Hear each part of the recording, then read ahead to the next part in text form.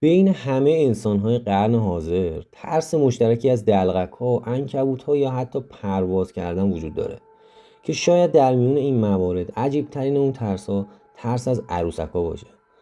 نمیدونم تا حالا تو چشمای یک عروسک نگاه کردی یا نه، ولی تصور راه رفتن با چشمانی بیروح، تلو تلو خوردن و تمایل به کشتن انسان‌ها در خواب جزو لیست مواردیه که عروسک‌ها رو ترسناک میکنه.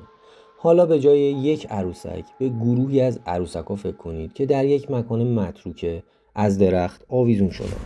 بعد نیست بدونید جزیره‌ای در مکزیک به نام سوچیمیلکو وجود داره که در اون عروسک‌های پلاستیکی زیادی به درخت‌ها آویزون شدن. خوشبختانه این عروسک‌ها قرار نیست شما رو دنبال کنن، اما دلیل حضور این عروسک‌ها کمی ترسناکه. بر اساس افسانه‌ها مرد جوانی به نام جولیان سانتانا باررا به این جزیره نقل مکان میکنه.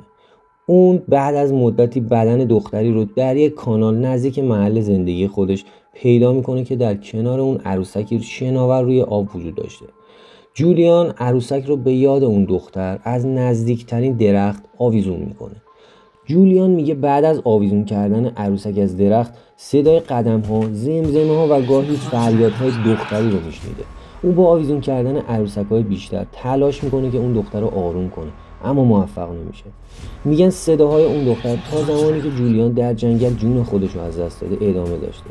جالب اینجاست که گفته میشه جولیان تونسته بوده حتی با روح اون دخترم ارتباط برقرار کنه.